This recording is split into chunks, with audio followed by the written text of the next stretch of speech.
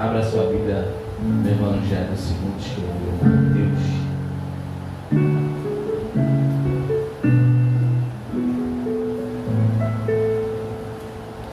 Evangelho segundo escreveu Mateus,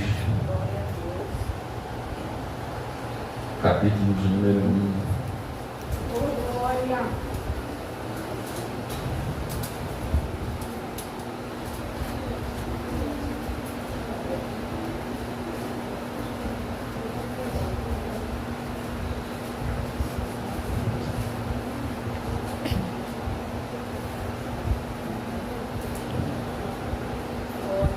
Mateus 1.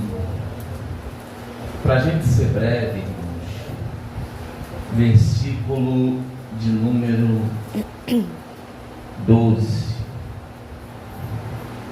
Vamos ler o 11 e o 12, tá bom? E a igreja se assenta. Mateus 1, verso 11, de Josias gerou a Jeconias e a seus irmãos no tempo do exílio na Babilônia. Depois do exílio na Babilônia, Jeconias gerou a Salatiel e Salatiel a Zorobabel. Amém? Pode tomar o seu assento. Quando tomamos o Evangelho segundo escreveu Mateus como base para a ministração, estamos falando de um homem que Jesus, passando na região da Galileia, especificamente na cidade de Cafarnaum, ele encontra este rapaz assentado numa coletoria. Os irmãos conhecem a palavra, é mais fácil de pregar assim.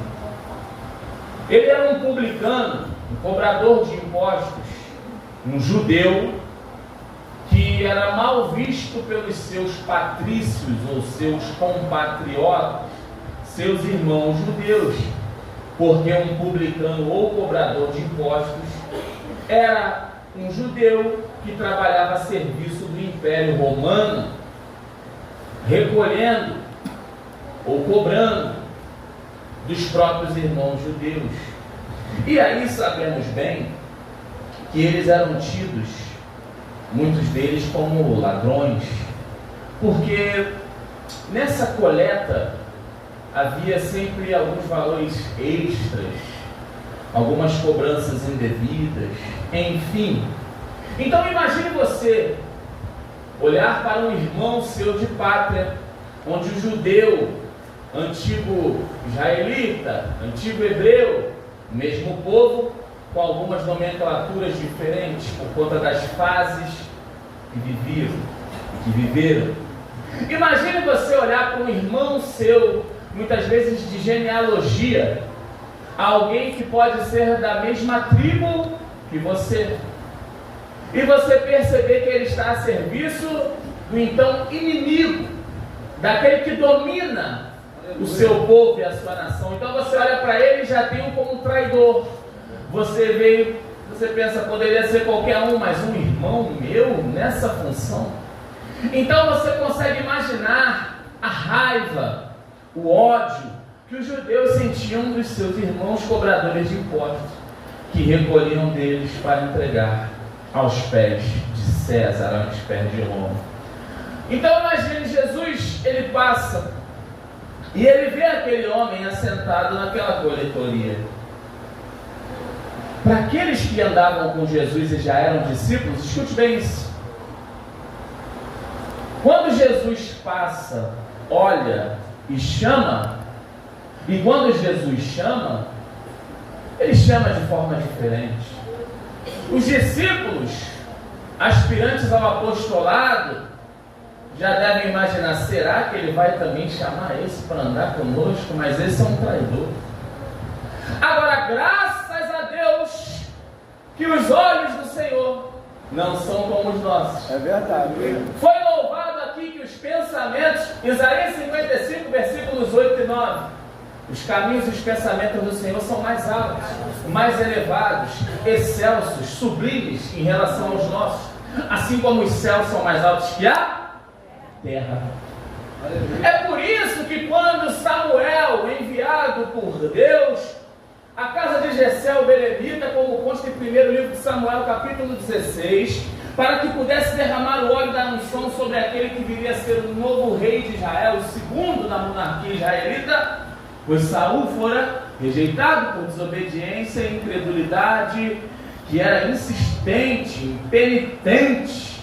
E aí Deus já tinha alguém preparado para ocupar aquele lugar sobre seu povo. Quando Samuel, e eu estou falando de Samuel, cujo nome no hebraico é pedido a Deus, é alguém que é oferecido ao Senhor antes mesmo de ser gerado no ventre. Você conhece a história. Ana está aos pés do Senhor na casa de oração.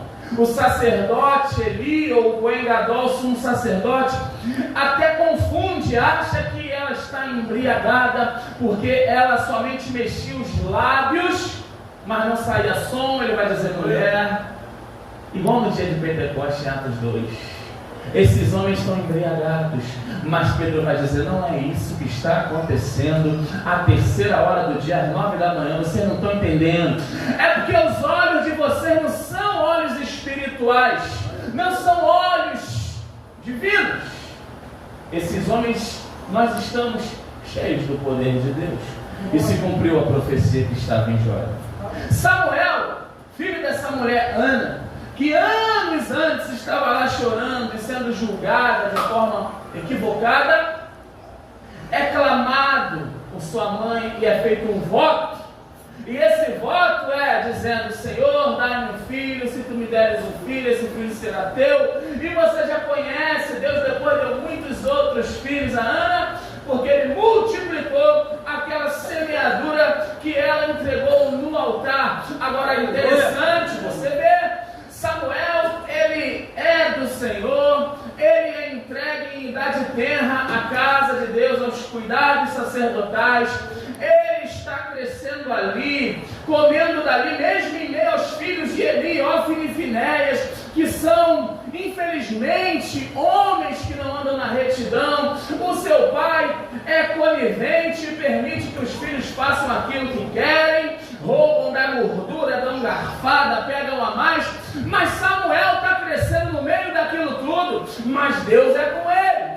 Deus está tratando, e Samuel cresce, vai ser juiz em Israel, ele vai ser profeta de Deus, ele vai ser sacerdote do Senhor, um homem que representava o reino do Senhor na terra, naquela geração de conduta ilibada, um testemunho exemplar, mas ele também errou, porque quando está em 1 Samuel 16, ele está olhando os irmãos de Davi que começam a se apresentar. Se eu fosse você, eu não prestava atenção em mais nada, a não ser a palavra. Não é momento de distração, igreja. Você não pode perder a palavra de Deus. Daqui a pouco você sai, você tem liberdade de conversar, mas escute quando Deus fala, a igreja ouve, escuta isso. Aí ele vai olhar, vai vir ali aquelas belezuras aos olhos humanos. A gente sabe que tem Eliabe, Abinadab e Samar, homens altos, de boas vestimentas, boa aparência, mas Deus está dizendo, não se impressione com a altura, com a aparência, acrescenta aqui a vestimenta, trejeitos, porque você só vê a casca, Samuel. Tu é homem de Deus, mas está se permitindo olhar com olhar carnal. Você vê a superfície, você vê o estereótipo, você vê o que está por fora. Eu, o Senhor, contemplo o coração. E aí, Deus já começa a falar com você o seguinte: ei, eu não sei como você entrou aqui e como muitos olhos te veem, de repente até dentro da casa do Senhor, mas a palavra que Deus manda te dizer é, Ele conhece você para além da roupa que você veste, para além da fase que você está passando, para além do deserto que você enfrenta, para além dos estereótipos e julgamentos. Ele conhece você para além do seu pecado, e Ele consegue olhar e ver que lá dentro, no âmago do ser, no fundo da alma, tem alguém gritando e dizendo: o meu desejo é te adorar mais, o meu desejo é te servir melhor, tem misericórdia de mim, Senhor, porque eu acabei errando mais uma vez. Mas Ele manda te dizer, não é mais tempo de perder tempo dizendo que errou, que passou e que não dá mais, e que pereceu e que falhou. Ele está dizendo, enquanto você perde tempo implorando para que eu já te perdoe aquilo que eu já fiz, que eu te libere o perdão que eu já liberei, é você que precisa agora levantar, erguer a cabeça, olhar para cima e dizer: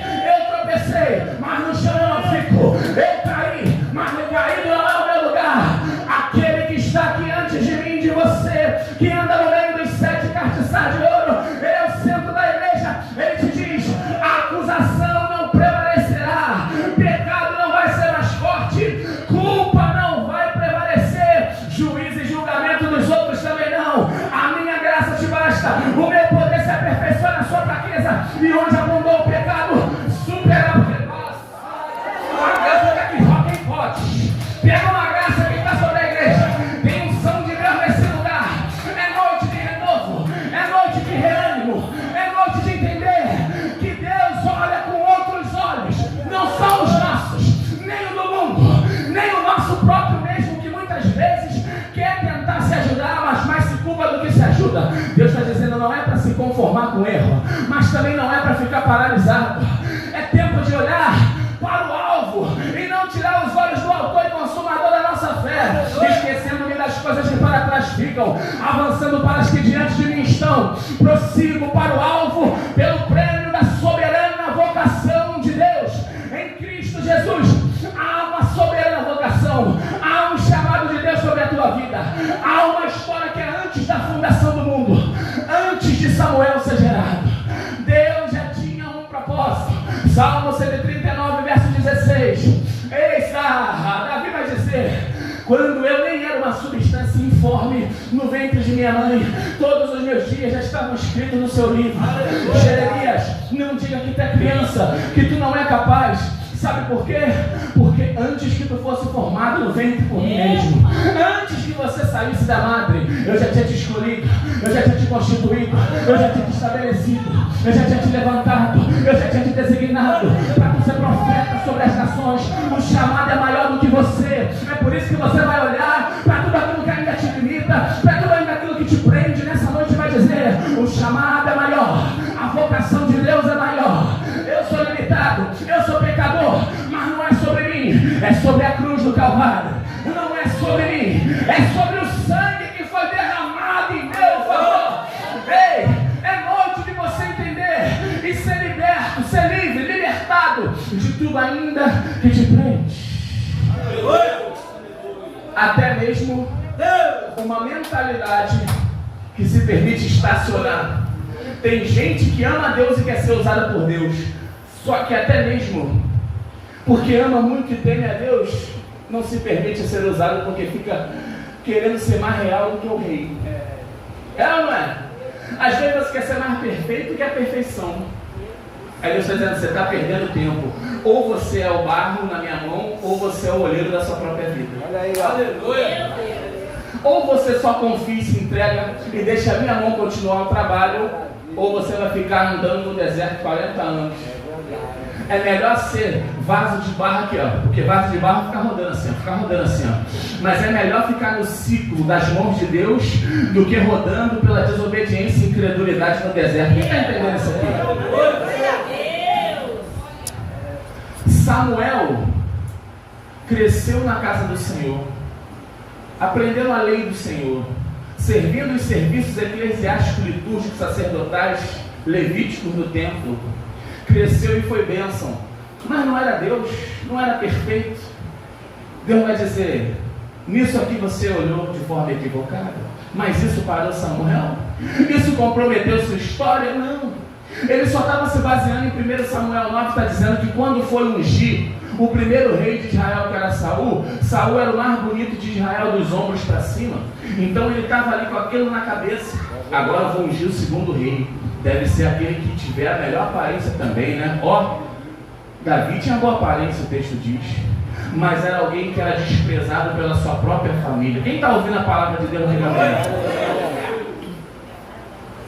Davi estava lá atrás das malhadas, vivendo deserto, vivendo vale, vivendo curral.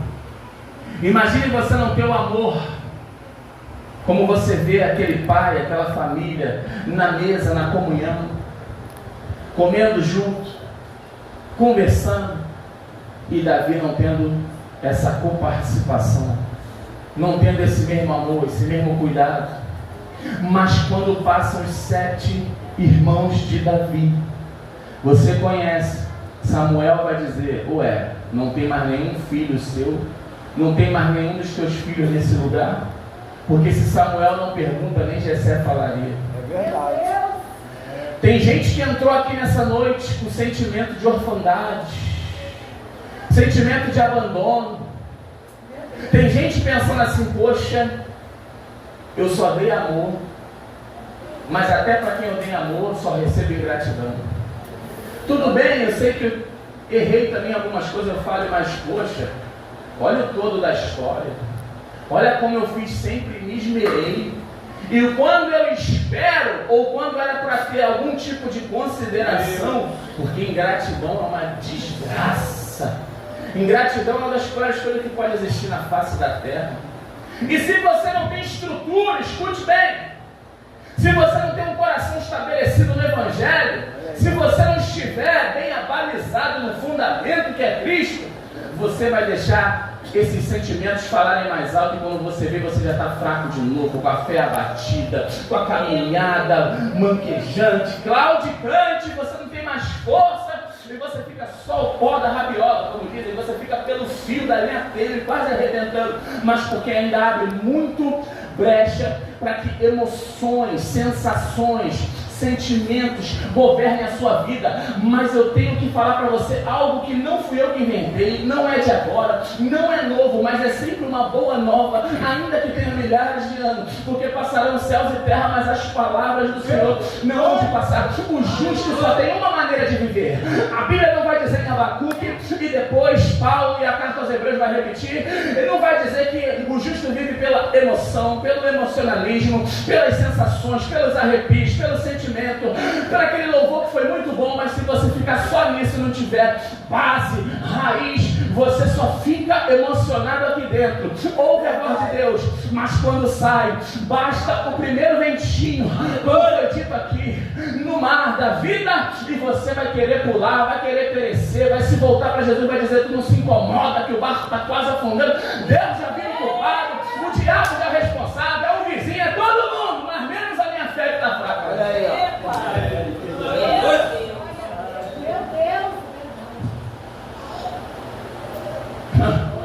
Imagina se Samuel vai crescendo, adquirindo discernimento e fica: olha só, Ofni e Finés, filhos de Eli, olha o que eles fazem. Ainda não.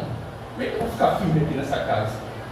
Olha o próprio Eli, não toma uma atitude. Não dá não. Pra quê?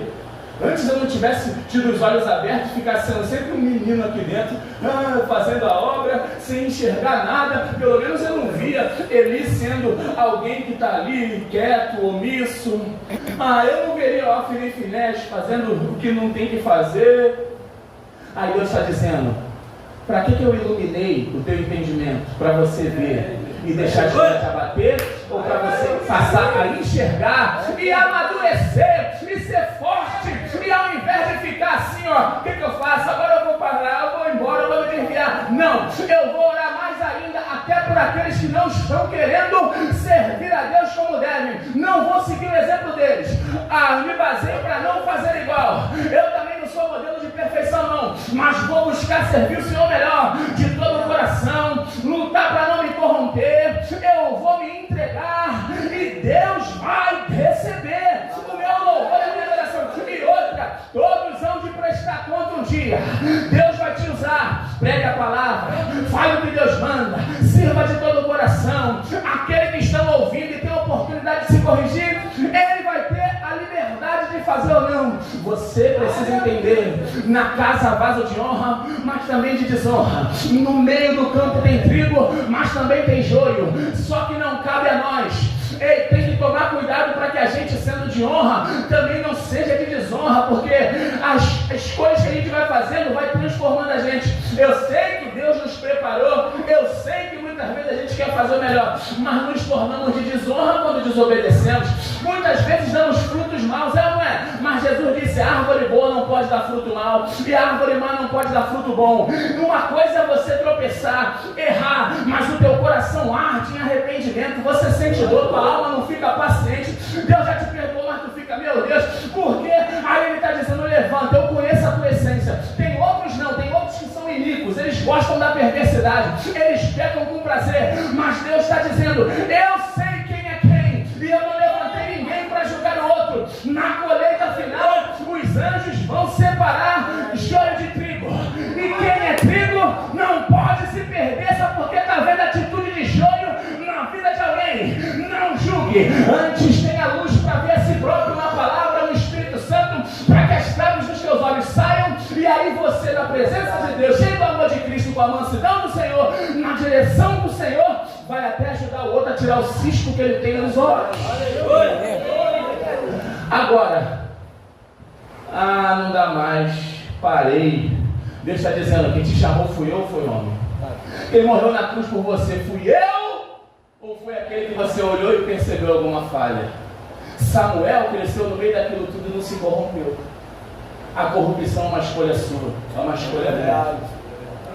Ou você se fortifica para que nada disso te abale, ou você é abatido pela calamidade. Olha aí, ó. Ou você se reveste de toda a armadura de Deus, coloca o capacete da salvação, a couraça da justiça, o cinturão da verdade, pega o escudo da fé, a espada do Espírito, que é a palavra de Deus, e calçar aos pés o evangelho da preparação da paz, para você caminhar na paz que o Senhor te dá, mas não é como o mundo dá, a paz que só Ele tem para te oferecer. Aleluia. Temos que amadurecer na caminhada. Deus. Sabe por quê? Senão o vento vem e você sucumbe. Meu Deus. A acusação vem e você recebe. A culpa está prevalecendo e você estagna. Ah, então é mesmo, né? Já chutei o balde, vou chutar 2. Aí o diabo aplaudindo você. O diabo rindo, falando bobo, né? Em vez de se levantar. Ele mesmo não sabe o que é um Jesus que ele diz que serve. Era para estar, ó.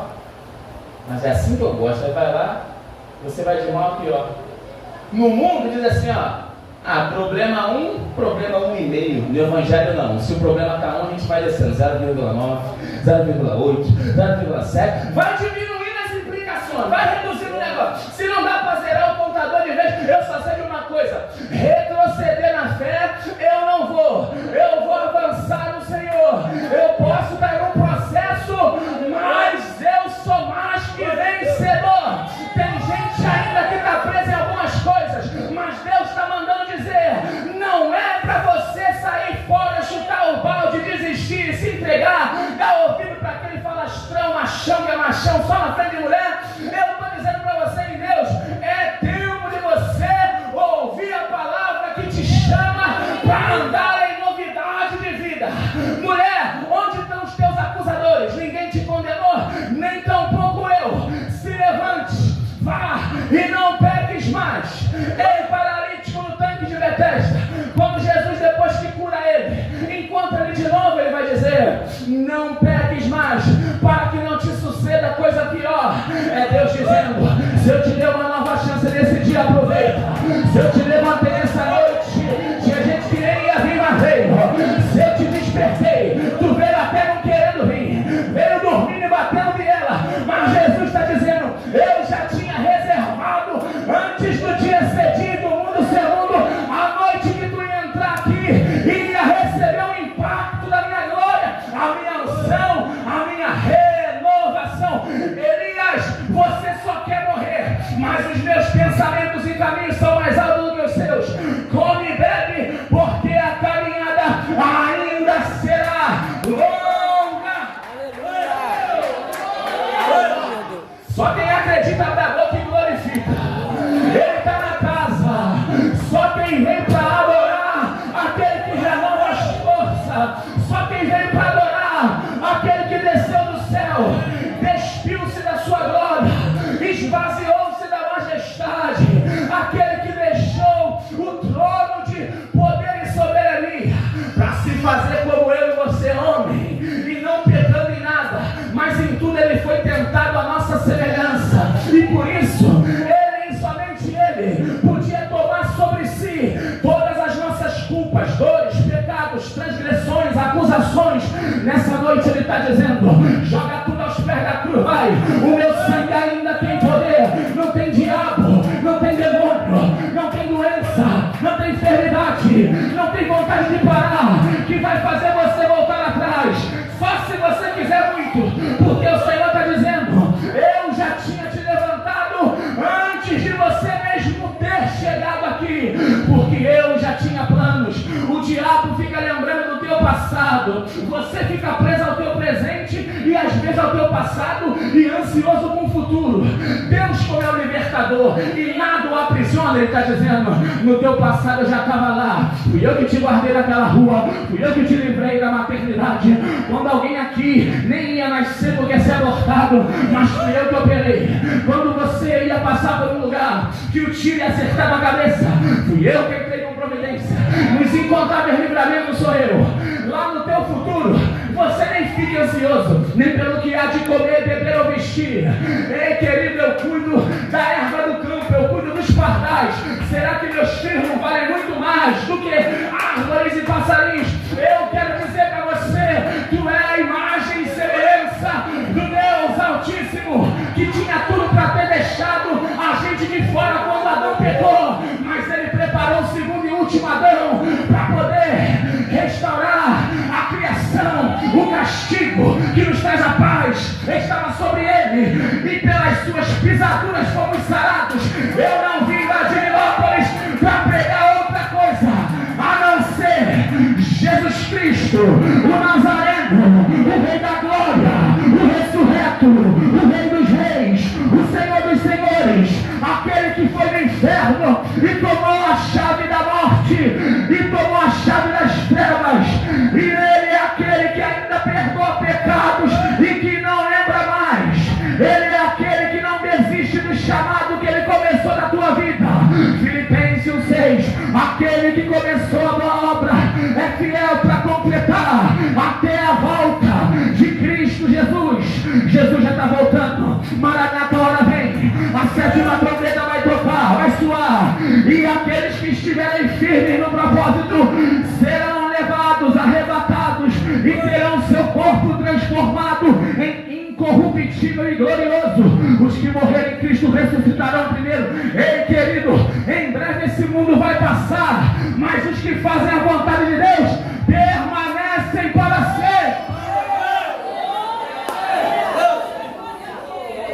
Eu vim aqui para falar dele, a glória dele. Quem se sacrificou foi ele. Quem era Deus antes de vir na terra era ele. Quem se despiu de todo o seu poder era ele. Ele podia ser como Deus, mas não teve como usurpação ser igual a Deus. Operou pelo Espírito de Deus, mas também teve toda a humanidade nossa levando as chagas. Eu quero dizer para você que se sente desamparado muitas vezes. Ei, escute. Alguém aqui acha que já foi desamparado por Deus? Não precisa responder não. Alguém acha que já foi abandonado por Deus? Pode achar. Você ter achado faz parte, né? Fazer o quê? Só que só teve um que Deus desamparou, e não foi você. E não fui eu. Na cruz, quando ele vai dizer: Eli, Eli, lama sabachthani, Deus meu, por que me desamparaste? Jesus, aquele que sempre disse que ele e o Pai são um. Jesus, aquele que sempre disse que ele estava na terra para glorificar o Pai, fazer a vontade do Pai. Quem olhasse para ele via o Pai. Tudo ele apontava e dava glória para o Pai. Agora é o mesmo Jesus que está na cruz dizendo: tu me desamparaste. Aleluia. Às vezes a gente tem sensação de desamparo, mas não estamos desamparados. 2 Coríntios capítulo 4, versículo 8, Paulo vai dizer: em tudo somos angustiados, atribulados, mas não angustiados, perplexos, mas não desanimados, perseguidos, mas não desamparados, abatidos, mas não destruídos, perseguidos, mas não desamparados. Mas Jesus foi desamparado. Por quê? Porque era necessário. Porque a santidade do Senhor não pode ter comunhão com o pecado. E como Jesus teve que levar sobre si todo o pecado, naquele momento ele estava sendo separado do Pai. É verdade.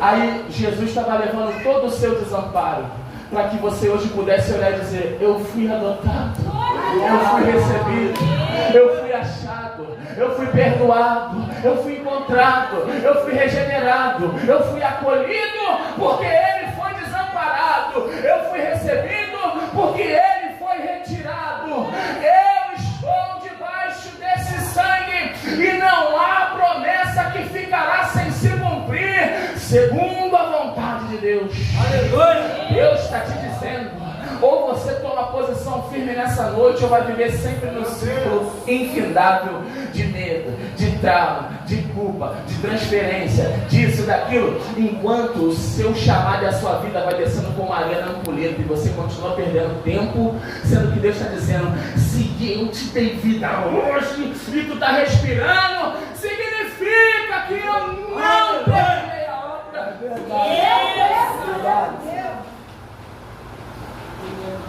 Deus está dizendo que te desprezou igual fez com Saul? Não. Ele te rejeitou? Ele está dizendo: amei a Jacó, odiei Esaú. Ele está falando isso para você? Então você decide agarrar o que você já sabe que Deus tem contigo? Ou você continua atrasando o chamado de Deus para a tua vida? Meu Deus. Ou você decide se levantar e deixar para lá o que já não dá mais para fazer, porque você não volta no tempo? Ou você continua daqui para frente perdendo mais tempo ainda e sempre dizendo: ah, e agora, ah, e agora, ah, e agora, ah, você não vê que é o jogo do diabo te prendendo? Pelo amor de Deus, a palavra de Deus para te levanta.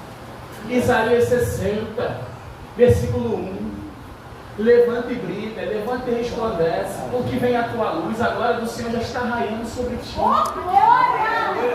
Efésios capítulo 5, verso 14. Ei, desperta tu que dormes, levanta-te dentre os mortos, Cristo te iluminará. Pelo amor de Deus. Mateus 6, 22 e 23. Os olhos são a lamparina acesa, a candeia do corpo. Se os teus olhos forem bons, todo o teu ser, tudo que há em você vai ser luz. Mas se teus olhos forem maus, até a luz que há em ti se transformará em trevas. E quão grandes serão essas trevas, irmão? Aleluia! Para de continuar olhando com olhos que não são os olhos da palavra, os olhos do Senhor. Porque quando tu olha com teus próprios olhos ou qualquer outro olhar, você já não está mais olhando com um olhar com que Deus te olha. E Deus está dizendo: os meus caminhos, os meus pensamentos, os meus planos, os meus propósitos, os meus desígnios. Mas você quer continuar fazendo o contrário do que diz 2 Coríntios 5,7. Você está querendo viver pela vista, dizendo que vive pela fé. Eita! A fé te faria ficar revoltado consigo mesmo hoje e não admitir mais. Eu não admito. Chega, daqui para frente chega, eu posso dar mais de mim, eu posso e eu vou dar, eu vou buscar mais, eu vou orar mais, eu vou renunciar mais, eu vou abdicar mais, eu vou parar de perder tempo, eu vou parar de perder foco, eu vou parar de gastar meu tempo com coisas que o vento leva, que o ralo não devolve como água que se foi. Ei, foque no que Deus tem para a sua vida, pelo amor de Jesus Cristo. Isso vai fazer o diabo ficar louco, a luta vai se levantar. Eu vou terminar que falta 5 minutos. Seu passador me perdoa. Aleluia, glória a Deus, louvado seja o nome do Senhor. Escute isso aqui. O irmão falou, nosso querido missionário, quando Jesus disse: passemos para outra margem, ele já estava dizendo que ia chegar, né? Porque ele disse: passemos para lá, vamos para lá, vamos chegar lá. Só que quando se levantou esse vento e Jesus dormia, não na proa, como diz a música, mas na popa, como diz a Bíblia, lá para de trás, esse vento que se levanta, aí Jesus vai dizer o que o texto vai dizer: repreendeu. Jesus repreendeu. A palavra no grego ali é epitimal. Escute isso aqui. A palavra repreendeu no original é epitimal. Epitimal, traduzindo do grego, significa que Jesus estava identificando algo que estava por trás daquilo que acontecia. No grego, a palavra epitimal significa que você está discernindo o verdadeiro causador daquele fenômeno e está denunciando ele. Olha aí, ó. Existe um fenômeno, sim, no lago de Genezaré, o mar de Tiberíades, que é o mar da Galileia. Ali é cercado por cadeias montanhosas e tem também a geleira do Monte Hermon. Quando os ventos ali circulam e entram numa certa cadeia de temperatura, gera sim uma tempestade diferente. Mas ali, por causa da palavra epitimal, mostra que não foi uma fenomenologia natural, não foi um vento, não foi o clima. Porque o texto está dizendo que Jesus repreendeu, significando dizer, Jesus estava revelando o causador que estava em oculto por trás. Deus está dizendo: nessa noite, ainda tem gente da minha casa dormindo, lutando contra a carne e o sangue, achando que vai combater e que está lutando contra o marido, lutando contra o filho. Não está entendendo que com sapato de algodão, Satanás está por trás dessa causa, moça. E você não está lutando como deveria. Ei, o diabo está rindo e dizendo, está discutindo com ele, está brigando consigo mesma, e não está entendendo que tem que estar revestido de toda a armadura de Deus, se fortificar na palavra, na fé, na oração. Sem unção não tem vitória. Ei, você não consegue usar da autoridade que Jesus te deu. Aí Lavar disse: está dormindo? Não, meu filho, você não lê o Salmo 121, o guarda de Israel não dorme, não cochila, não tosqueleja. E quem é o sentinela e o atalaia de Israel? É Jeová o Pai, e ele e o Pai somos um. Ei, deixa eu falar uma coisa, ele continua acordado olhando para você. Aleluia. Como diz Apocalipse 19:12, os seus olhos são chama de fogo. Como diz Provérbio 15:3, os olhos do Senhor estão por toda parte a contemplar os bons e os maus.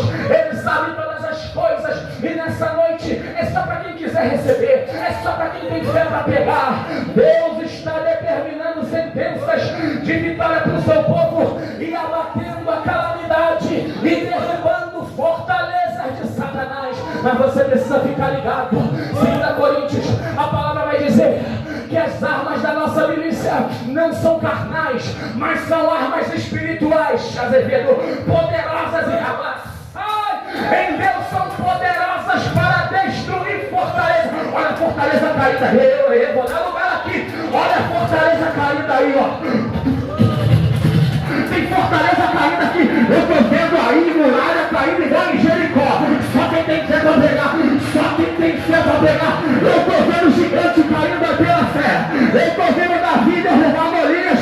Não é pelo poder da pedra, mas é pela atitude em fé. No nome do Deus dos exércitos, Jeová Sabaoth, está passando aqui. Só quem pode sentir que depois vai pegar na boca. Está passando, está passando. Oh, recebe a tua vitória agora. Recebe a tua vitória agora. Satanás, você foi descoberto e aquela tua obra lá cai por terra agora. Só quem pode agora, gente. Só quem pode abrir a boca. Só quem pode levanta as mãos e glorifica aquele que te dá a vitória. Quem te dá a vitória não sou eu. Quem te dá a vitória não é ninguém que está do teu lado, mas é aquele que vai dizer a palavra. Ó morte, onde está a tua vitória? Ó inferno, onde está o teu aguilhão? Ei, nós somos mais que vencedores graças a Jesus Cristo. Graças a Jesus Cristo. Graças a Jesus Cristo.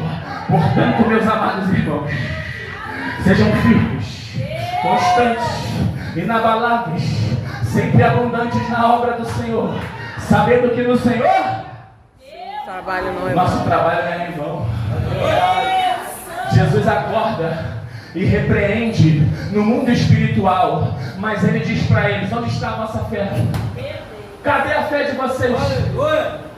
Porque Jesus estava esperando uma atitude diferente. Os discípulos estão pegando caneca e tirando a água. Jesus está dizendo: era para estar repreendendo o vento e a tempestade. Você está agindo, mas está agindo mal. Pede e não recebe porque pede mal. Jesus está dizendo: estou tirando uma pestana, vocês têm medo, não conseguem usar o poder que eu já dei? E quando eu não estiver mais aqui em forma corpórea? Senhor, eu disse: quando eu conseguir expulsar o demônio do meu filho? Jesus vai dizer: geração incrédula e perversa, até quando eu vou sofrer na presença de vocês? Senhor, por que não conseguimos expulsar? Pela vossa incredulidade, pela pequenez da vossa fé. Porque esse tipo de casta só sai com jejum e oração. A pior casta não é de demônio, porque Jesus falou, está lá em Lucas 6, que ele deu poder para os discípulos sobre todo o espírito maligno. E também em Lucas 10:19, eu te dei autoridade para pisar em serpentes e escorpiões. E toda, não é quase toda, não é parcialmente, é totalmente, toda obra do mal, sem que nenhum dano lhe aconteça.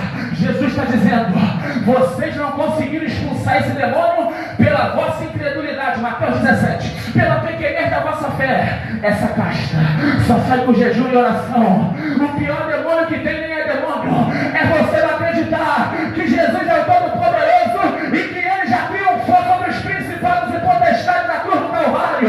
Já desarmou, já tirou a armadura, já despojou e entregou na mão da igreja todo o poder para que hoje você ponha a mão sobre os enfermos e seja curado, fale em novas línguas, expulse os demônios, liberte os cativos oprimidos. Ele, a carta aos Hebreus, vai dizer: você já era até para ser mestre, mas ficam insistindo em ser meninos, tem que ficar dando leitinho para vocês, comida rala. Já era para muitos aqui estarem numa posição diferente, mas não toma posse e continua lá atrás rastejando.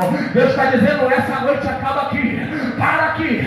Ou você assume o que eu tenho para você, ou vai ficar sempre aquém do meu chamado e não vai conseguir viver as minhas obras como eu quero. está dizendo que quem tinha que ter expulsado o demônio eram vocês.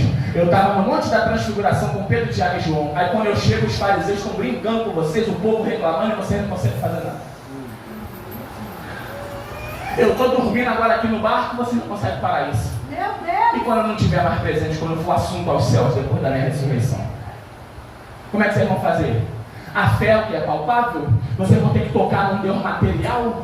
Quem faz isso são os pagãos, as outras nações, e o Israel desviado. Tem que ver, tem que tocar. Ele está dizendo: eu sou invisível, mas sou real. Quando eu voltar para o Pai, eu vou derramar, eu vou rogar ao Pai, Ele vai enviar o Espírito Consolador, e Ele vai encher vocês, vai capacitar vocês a fazer as mesmas obras, João 14:12, e ainda maiores do que as que eu fiz.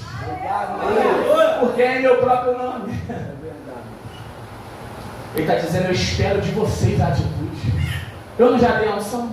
Eu não já dei o poder? O problema é que você não consegue vencer a si mesmo, aí não consegue usar as ferramentas que Deus te deu. Senhor, me usa. Você está enterrando a ferramenta. Senhor, eu quero muito ser usado. Mas não foi você que botou o talento embaixo da terra? Aí tem que vir Paulo e falar para Timóteo: reavivas o dom de Deus que há em ti, sobre a imposição das minhas mãos que eu liberei. Porque Deus não tem dado espírito de covardia e de medo, mas o Espírito Santo é espírito de poder, de amor e de equilíbrio. Eu vou terminar aí no texto. Eu comecei.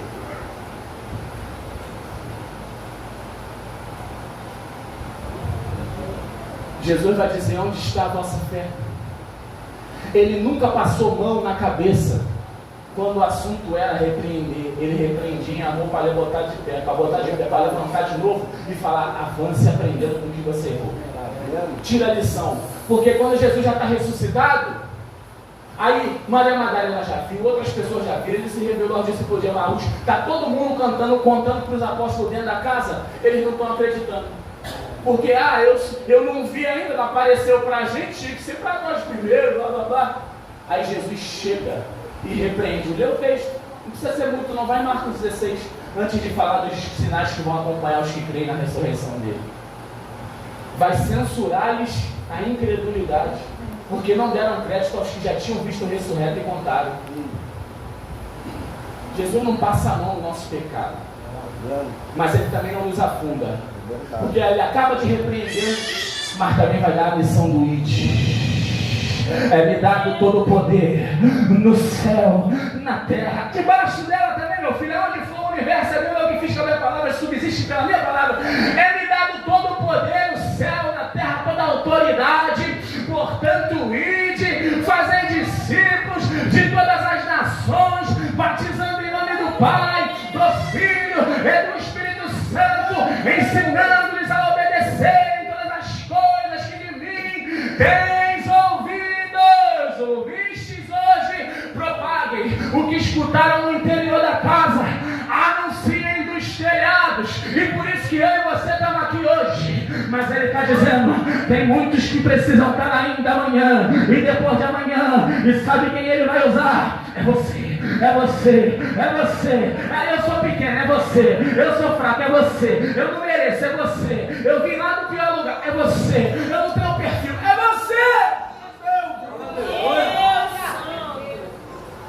Não é só sobre você, também por meio de você. Assuma a responsabilidade, porque é por você e por vidas que também ainda precisam. Jesus vai fazer bonança, porque ele podia só repreender a incredulidade, voltar a dormir e falar: também, se eu morrer aqui também tá bom, eu sei que eu sou do Pai, a gente se afoga, o problema de você não. Ele repreendeu, mas ele foi lá e fez a tempestade virar bonança. Quantas vezes na tua vida Jesus estava dizendo: eu estava esperando que você já agisse diferente, pelo que você já sabe quem eu sou, mas né, o que eu vou fazer? Eu sou longânimo e tardio em irar-me, e como eu ainda não completei a minha obra na tua vida e tenho muito a fazer, vai, meu filho, eu transformo a tempestade em bonança. Mas pelo amor de Deus, aprenda e cresça, desenvolva-se na fé. Aí eles vão chegar lá em Gadara, e aqueles endemoniados, quando veem Jesus, já vão correndo e se lançam. Este é o Santo de Deus, vieste nos atormentar antes do tempo. Os demônios sabem quem Jesus é e se prostram ante a sua face e dizem: o que tu estás fazendo aqui? Já tem um tempo que a gente vai ser lançado no lago de fogo e enxofre e arder eternamente. Tu já vem nos atormentar antes da hora, ó Filho do Deus Altíssimo. Ei, querido, se é Ele que te habita, onde tu passa, demônio tem que olhar e ver, não é você, é Ele em você. Onde você está, o inferno tem que olhar e não ver você, porque quando ele vê você, ele só vê pecado. Quando ele me vê, ele só vê ruína. Mas quando ele vê o Deus de toda a glória, que decidiu nos perdoar, nos transportar da império das trevas para o reino do Filho do seu amor, e mais um dia teve misericórdia de nós, por isso estamos aqui. Aí ele olha e fala: o que Deus vê nele? O que Deus vê nela? Eu não sei. Eu sei que alguém pagou um alto preço, foi desamparado, foi moído, foi torturado, sangrou teu sangue, morreu tua morte, para restaurar a tua vida e fazer nova todas as coisas na presença dele. Como eu gostaria de falar igual Paulo naquele dia que eu te caiu da janela até meia-noite, aí desceu do terceiro andar, ressuscitou e pregou até de manhã, mas não dá. É verdade. Mateus 1, eu li o verso 11 e 12. E a gente finaliza aqui, que eu já até fui abusado, quando a gente passa assim, já não volto mais. Primeiro que eu fico cabelo, olha aí, ó. Tem que amenizar, né? Brincar para amenizar, para ver se minha situação fica tranquila. Mateus 1, 11 e 12 disse assim, ó: que foi no tempo do exílio da Babilônia que Josias fez o quê? Gerou. Essa volta toda foi dada para você entender que Josias, considerado o maior rei da história de Judá, Davi é sobre todo Israel. Josias e Ezequias, os maiores reis, Josias é considerado o maior de Judá, do sul. Ele gerou a Jeconias e seus irmãos no tempo do cativeiro na Babilônia. É Deus te dando um recado. Quem disse que o cativeiro é tempo de ser produtivo? Deus está dizendo: está no cativeiro, vai estar produzindo. Está no cativeiro, vai estar gerando. Porque você já não vai deixar mais os sentimentos te tomarem, as emoções, as palavras contrárias, suas próprias idiosincrasias e mazelas. Porque você está amadurecendo e entendendo. O propósito de Deus não mudou porque eu acordei mal. O chamado de Deus não alterou porque alguém falou alguma coisa. O que Deus decidiu não está mudado porque eu tropecei aqui. Quando você amadurece, você vai parando de perder tempo, você vai se levantando mais rápido e você vai caindo menos, até que chega um momento que você vai numa retidão constante e contínua. E meu filho, não tropece porque quer, mas se acontecer, o justo cai 7 vezes, mas se levanta, o ímpio será abatido pela calamidade. Se Josias gerou no tempo do exílio, tu pode estar no exílio, está exilado, está em terra estranha, está longe da tua pátria, está lá no cativeiro como escravo, mas Deus está dizendo: José, eu sou contigo no Egito, eu sou contigo. Davi, eu sou contigo no pasto. Vai, meu filho, eu sou contigo, não só no monte da transfiguração, mas no jardim do Getsemane, na via dolorosa e no madeiro também. Jesus está dizendo para você: está passando pela prova, produza. Está passando pela moeda, produza. Porque o azeite só vem com a azeitona sendo esmagada várias vezes. E quanto mais esmaga o fruto da oliveira, mais puro vem o azeite. Eu quero falar para você, é isso mesmo. Na presença dele tu pode ser provado, mas não seja alguém que cai em tentação e fica caindo e buscando plantar mal porque vai colher mal.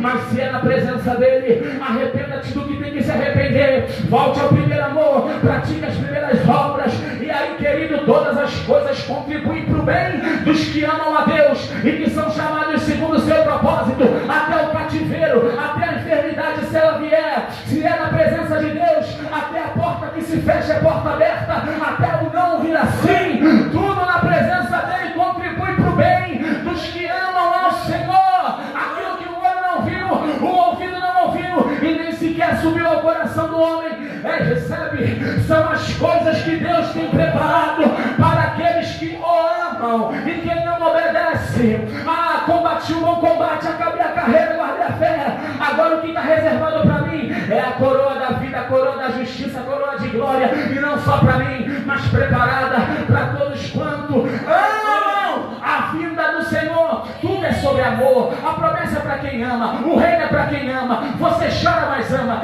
tropeça, mas ama, não desiste porque ama. Esse amor foi plantado no teu coração. Então acabou aqui a acusação de Satanás, culpa, ciclo repetitivo. Tu sai hoje desse lugar de deserto, atravessa esse Jordão, se santifica, entra na aliança, entra na terra das promessas e vai viver daqui para frente o que Deus ainda tem para você. Eu não sei quanto tempo, eu não sei quantos dias, eu não sei quantos anos, mas o Senhor restitui os anos que foram consumidos pelo gafanhoto. Para de perder tempo, o que já passou não volta mais, mas é daqui para frente, é para frente que se anda, é para cima que se olha, mantendo os olhos no autor e consumador da nossa fé, Jesus Cristo. Ei, depois do exílio na Babilônia, Jeconias gerou a Salatiel e Salatiel gerou Babel. Ele está dizendo, Josias gerou no exílio os seus filhos, e depois do exílio seus filhos continuaram frutificando. Passa pela prova, mas produz, porque os frutos da tua produção vão continuar multiplicando os frutos e as produções, seja no cativeiro ou depois do cativeiro, seja no vale da sombra da morte, no deserto, no monte, aonde for. Seja alguém que atende a voz de Deus e não pare de frutificar. Deus vai honrar teu sacrifício, Deus vai honrar e tu terás uma colheita abundante, com dor, com rejeição muitas vezes, com não aceitação, mas tu não está aqui para receber aplauso, tu não está aqui para receber a aceitação do mundo. Você é identificado e reconhecido e recebeu um novo nome de quem realmente importa. Ei, discípulos, não se alegrem porque expulsaram o demônio no meu nome e eles se submetem. Antes alegrai-vos, porque o nome de vocês está escrito no livro, no rolo dos céus da vida. Só quem pode ficar de pé adorando a Ele, só quem teve o nome escrito naquele grande livro, e que naquele dia, quando fizer a chamada, você vai dizer, eis-me aqui, e Jesus vai falar, servo bom e fiel, entra pela porta que já está preparada antes que o mundo fosse mundo e o dia fosse dia. Continua ligado, fecha teus olhos.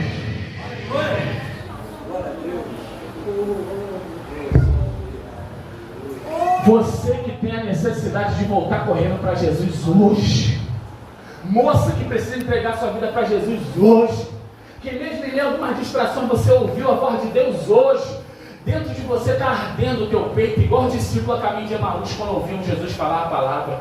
Mesmo os olhos dele não identificando Jesus, mas já ardia o coração, porque a fé vem pelo ouvir a palavra de Deus. Lá na casa, quando Jesus parte o pão, eles reconhecem, os olhos se abrem, mas o coração já ardia pela pregação. Eu quero falar para você, Jesus quer abrir teus olhos espirituais mais e mais, e o teu coração já está queimando pela palavra. Eu vou chamar você para vir aqui à frente, rápido, para você entregar sua vida a Jesus. Entrega hoje, não deixa para amanhã. Se é hoje que Deus tem para você uma vida nova, vem aqui no altar. Se tem alguém que precisa voltar correndo, se reconciliar, ser restaurado, reavivado, vem aqui hoje. Eu não vou demorar mais tempo, eu só quero terminar orando por você. Toma essa decisão. Se o Espírito Santo que convence não fizer você sair, não serão as muitas palavras, mas que tem gente precisando hoje correr para aqui, com a ponta do altar. Não tenha vergonha. Alguém para Jesus nessa noite? Alguém para parar de seguir para frente erradamente e de voltar atrás, mas seguir os caminhos do Senhor? Se tem alguém para Cristo, venha, que tem aqui o ministério para orar pela tua vida. E se tem alguém para voltar, venha. Se tem alguém que precisa de reavivamento, venha. No mais, pare de perder tempo. Pare de atrasar a obra de Deus na tua vida. Pare de dar a moral que o diabo já não tem mais há muito tempo.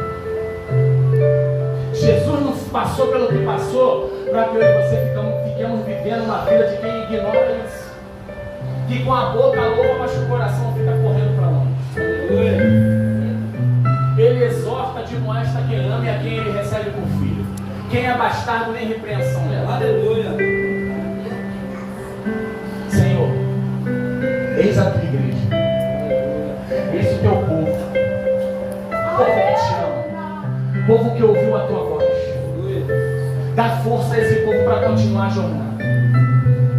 Se Se há uma batalha espiritual acontecendo na vida de alguém, nós oramos agora intercedendo.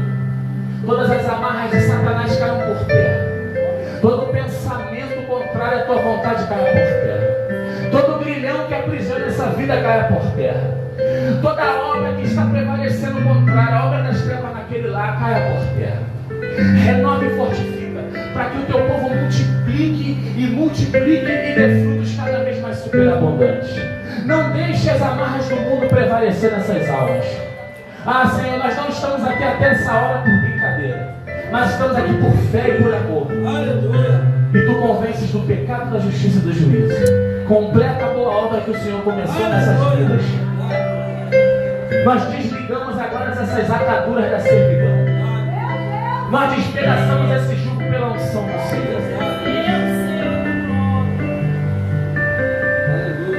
E nós liberamos pela fé essa alma aprisionada. Em nome de Jesus. Você que ainda não está firme ou congregando aqui, depois, se você quiser no final do culto, procure um obreiro dessa casa, uma irmã, um irmão. Não precisa estar na frente de todo mundo, se você não quiser. Mas chega para alguém da igreja, pastor, ministérios, obreiros.